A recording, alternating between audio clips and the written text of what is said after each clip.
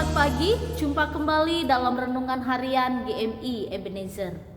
Mintalah maka akan diberikan kepadamu. Carilah maka kamu akan mendapat. Ketoklah maka pintu akan dibukakan bagimu. Kita berdoa. Kami bersyukur pada pagi hari ini karena Tuhan selalu mendengar setiap seru dan doa kami. Kami juga yakin dan percaya Engkau selalu ada di setiap musim hidup kami. Ketika kami mengalami kegagalan, Engkau ada. Ketika kami mengalami keberhasilan, Engkau juga ada. Ketika kami dalam kedukaan pun, Engkau selalu menghibur kami.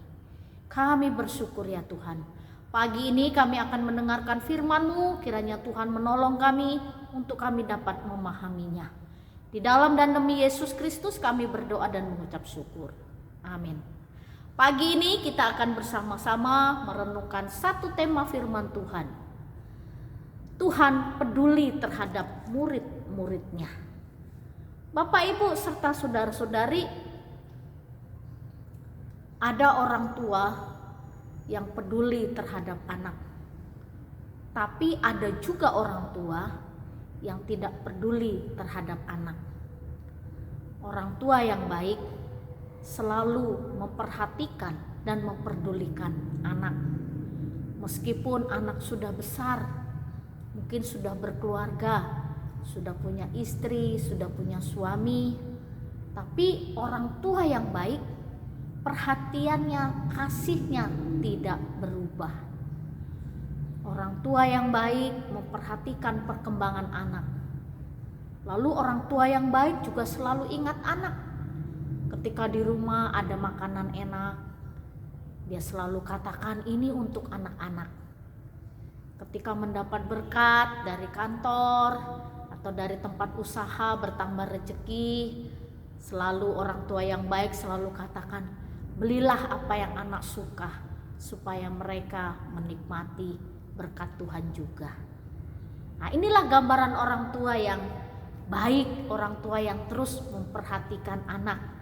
Ketika anak sudah besar, sudah berkeluarga, sudah punya cucu, kasih kita tidak berubah terhadap anak-anak.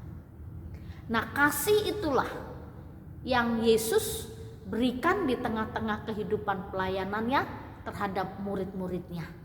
Tuhan Yesus bukan hanya menampakkan diri lalu memperlihatkan dirinya saja kepada murid-murid, tetapi Tuhan Yesus peduli terhadap situasi keadaan yang murid-murid sedang hadapi.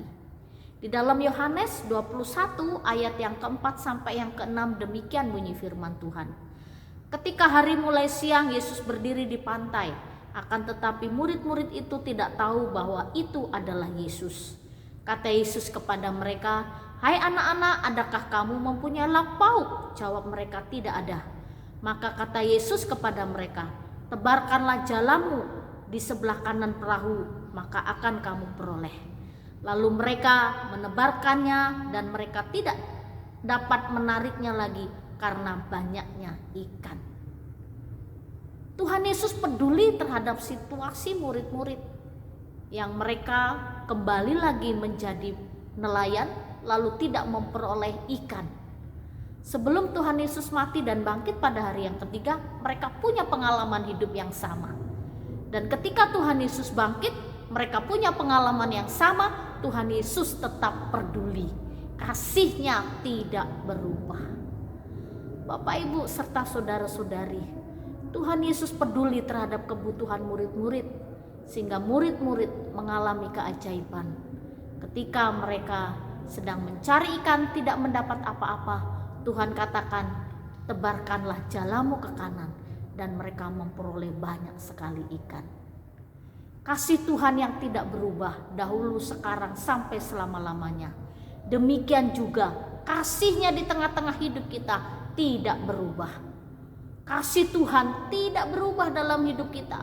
Meskipun situasi kita berubah, keadaan kita berubah, ekonomi kita berubah, semua keadaan, situasi, pergumulan, persoalan kita mengalami perubahan. Tapi kasih Tuhan, kepedulian Tuhan, pemeliharaan Tuhan tidak pernah berubah di tengah-tengah hidup kita. Jadi kita patut bersyukur karena kita punya Allah yang selalu peduli dalam hidup kita. Oleh karena itu, hiduplah semakin mengasihi Tuhan. Amin. Kita berdoa.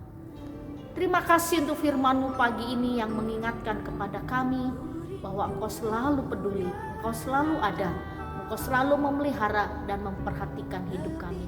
Terima kasih Tuhan, kami pasti mengalami hal-hal ajaib bersama dengan Engkau. Di dalam dan demi Yesus Kristus kami berdoa dan mengucap syukur. Amin. Selamat pagi, Tuhan Yesus memberkati.